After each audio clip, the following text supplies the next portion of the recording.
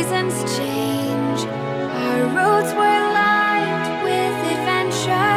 Mountains in the way couldn't keep us from the sea. Here we stand open arms. This is home where we are, ever strong in the world that we made. I still hear you in the breeze, see your shadows in the trees, holding on, memories never change.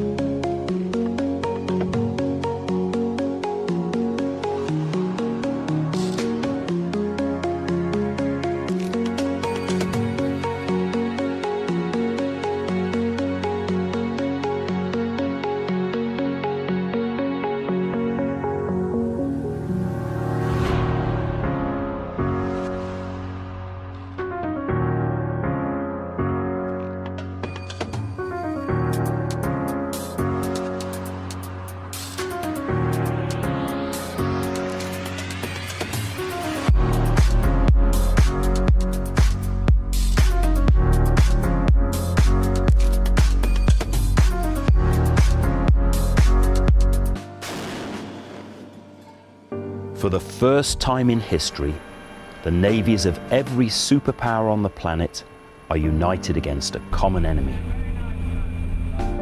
Crammed together in their tiny open boats, these hyenas of the sea range up to 1,000 miles from their home shores. A couple of thousand ragtag men and boys, Somali pirates.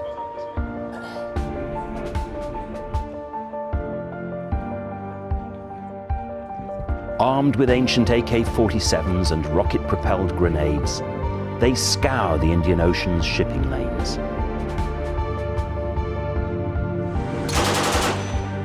It's a war that's costing the world economy over $12 billion every year. It's a war that seems impossible to win. And the Paradise Islands of Seychelles have found themselves on the front line of that war. They told me that they don't worry about the world. It's the world that worries about them.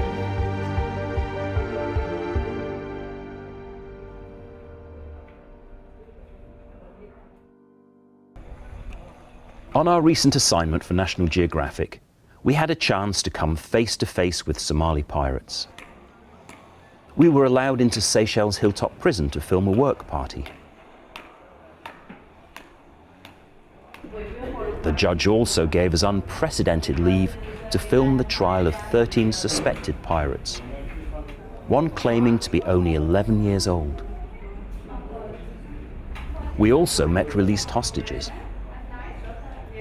You said, look, why you want to kill me? They will tell you, one man dies, another one comes. That's the way of thinking. You can die in Somalia just for your flip-flops. While Gilbert was held for over 6 months in Somalia, fisherman Stephen Barbe was luckier. Rescued at sea in a gun battle that left one pirate dead. Every day was blood every day, all over there. The bullet came from here. Everywhere there's a piece of meat, blood everywhere. We got the opportunity to go pirate hunting with the Seychelles Coast Guard.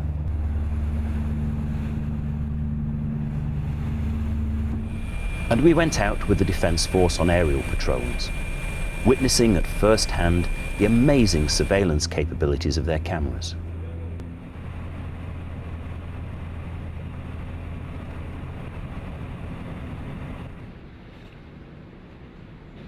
We also filmed on board the EU Naval Force flagship, the Spanish naval vessel Patino.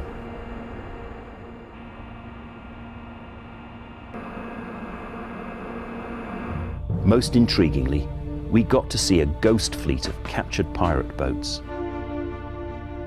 On waste ground, near the docks in Seychelles Port Victoria, are stored the small boats that have brought world shipping to its knees. Up to a dozen men live, sleep, and eat on board for weeks on end.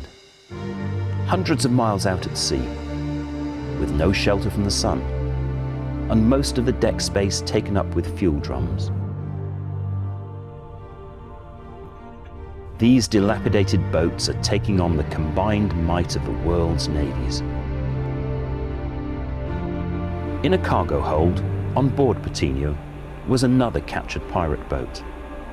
Astonishingly, this one actually attacked the huge warship. The bullet holes from the AK-47 rounds are still visible. The commander expressed his reluctant amazement at the seamanship of the pirates. This day was a day of a very rough sea, with waves of about 3 or 4 meters. And probably they were at sea for more than 3-4 days. So for me it's impressive that they stay in these conditions all this time at sea. The pirates' classic hunting technique is to use a mother boat with an inboard engine, towing 2 smaller, faster skiffs equipped with outboards that are used as attack vessels.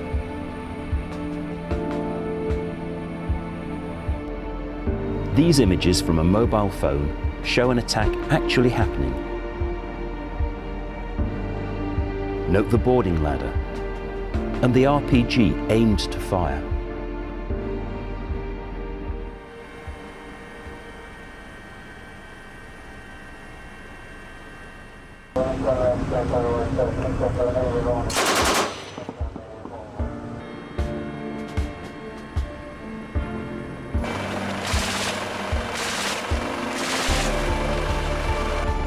Another pirate boat is detained, but there'll be plenty others to take its place.